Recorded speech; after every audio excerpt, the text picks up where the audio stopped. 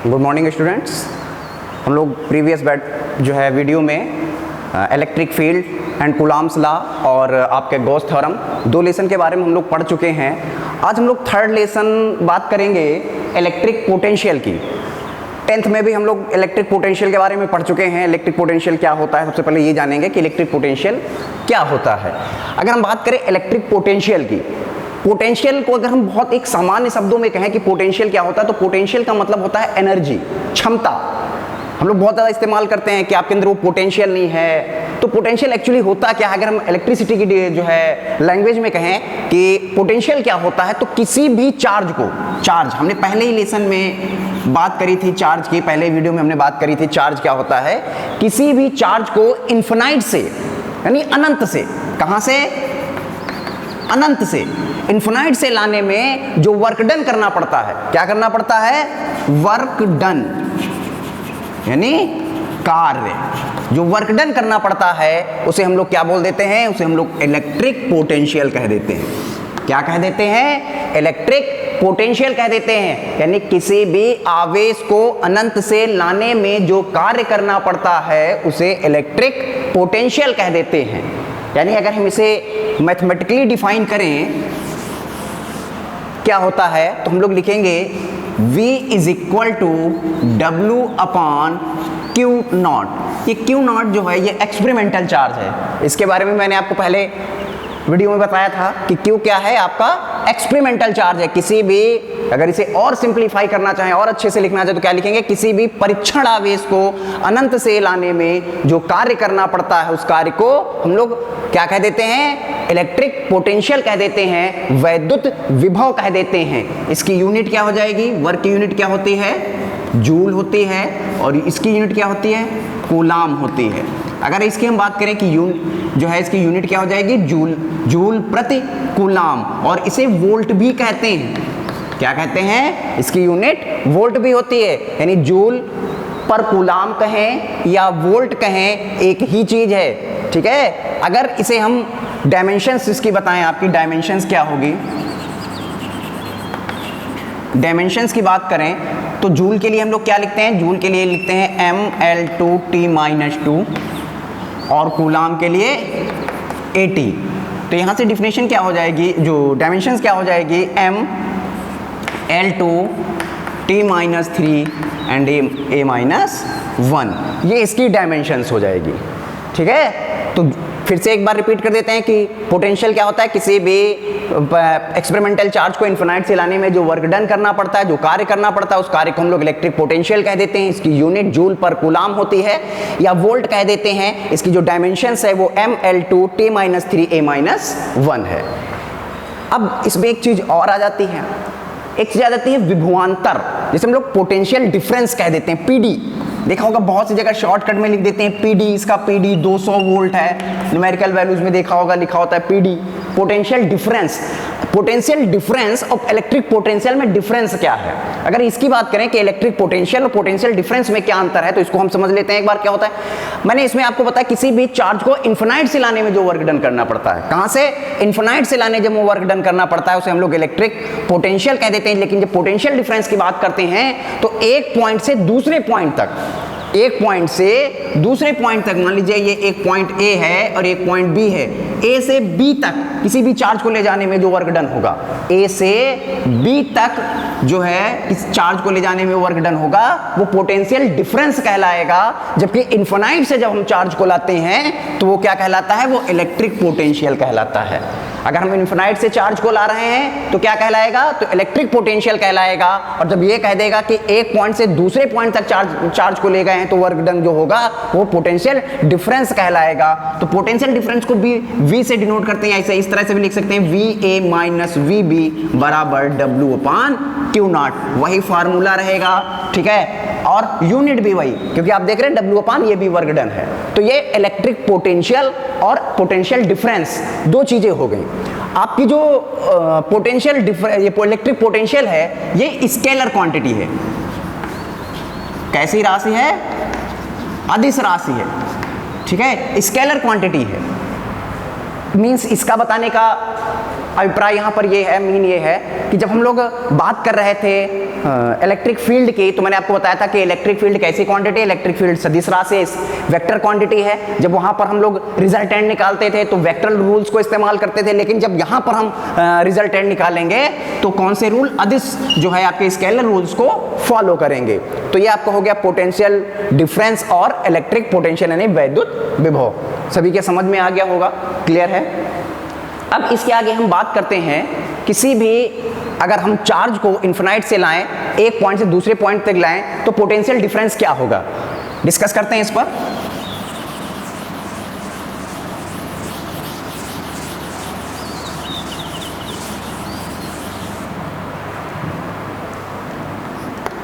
अगला पॉइंट है, किसी बिंदु आवेश के कारण वैद्युत विभव। किसी बिंदु आवेश, एक्सपेरिमेंटल चार्ज, किसी भी बिंदु आवेश के कारण, ऐसा हम लोगों ने पहले वाले लेसन में भी पढ़ा था कि किसी बिंदु आवेश के कारण वैद्युत क्षेत्र की तीव्रता, ठीक है, electric field due to a point charge, electric field due to a point charge. लेकिन यहां पर हम क्या पढ़ेंगे, यहां पर हम पढ़ेंगे किसी बिंदु आवेश के कारण वैद्युत विभव यानी electric potential due to a point charge. Same उसी तरह जैसे हम लोगों ने उसमें किया था, ये एक पॉइंट ए हो गया, ये पॉइंट हम बी मान लेते हैं, और ये एक पॉइंट पी है। यहां से आप एक्सपेरिमेंटल चार्ज, यहां पर हम प्लस क्यू चार्ज मान लेते हैं, और यहाँ पर एक एक्सपेरिमेंटल चार्ज आप क्यू नॉट को यहाँ से ला रहे हैं। क्यू नॉट को जब यहाँ से लाएंगे, ठीक है, तो यहाँ से हम छोटे छोटे सेगमेंट्स के इसको इन्फिनाइट से ला रहे हैं। कहाँ से कहाँ तक लाना है, ये जो डिस्टेंस है ये हम r मान लेते हैं, और ये जो डिस्टेंस है इसको हम x मान लेते हैं। कहाँ से ला रहे हैं, x से ला रहे हैं। हम इसे मान लेते हैं C से D पॉइंट तक लाते हैं। C से D पॉइंट तक ये जो डिफरेंस है इसे हम लोग dx कह देते हैं। कितनी कह देते हैं, dx कह देते हैं कि C से D तक लाने में जो आपका वर्क डन होगा वो डिस्टेंस है वो dx है, और जो आपका वर्क डन होगा वो हम कैलकुलेट कर लेंगे, और जब वर्क डन कैलकुलेट हो जाएगा तो पोटेंशियल कैलकुलेट हो जाएगा। तो यहाँ पर सबसे पहले ये डिस्टेंस जो है A से आप देख रहे हैं इन्फिनाइट तक, ये हमने x मान ली है। कितनी मान ली, ये x है, और A से B तक की जो डिस्टेंस है वो आपकी r हो गई। क्लियर है। अब हम बात करेंगे कि अगर हम सबसे पहले इस पर फोर्स अप्लाई हो जाएगा, जब दो चार्जेस होते हैं तो कौन सा लॉ लगा देंगे, कूलाम्स लॉ। तो कूलाम के नियम के अनुसार, according to Coulomb's law, Coulomb के नियमानुसार, ठीक है, तो F इज इक्वल टू, यहाँ पर क्या लिख देंगे, 1/4 पाई एप्सिलॉन नॉट K, अगर डाइलेक्ट्रिक है तो K का भी इस्तेमाल कर देंगे, Q नॉट अपॉन x स्क्वायर। अब जब हम इसे अंदर की ओर लाएंगे तो इस पर वर्क डन कैसे निकालते हैं, F is equal, W is equal to F into dx। लेकिन आप देख रहे हैं दोनों चार्जेस प्लस अगेंस्ट फोर्स कैसा लगेगा, रिपल करेंगे। जब रिपल करेंगे तो यहाँ पर क्या लगा देंगे, माइनस dx, क्योंकि फोर्स बाहर के अप्लाई होगा और आप अंदर की ओर ला रहे हैं, तो यहाँ पर क्या लगा देंगे, माइनस का dx लगा देंगे। ठीक है, इसे हम लोग dw कह देते हैं।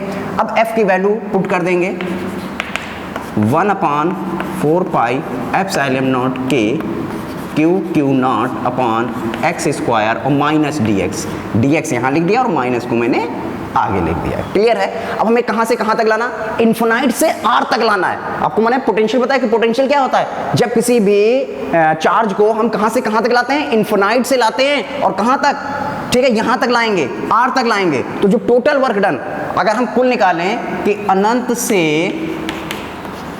r तक लाने में कुल कार्य, टोटल वर्क डन निकालने, तो W से क्या करेंगे, इसे इंटीग्रेट कर देंगे, इंटीग्रेशन इन्फिनाइट टू R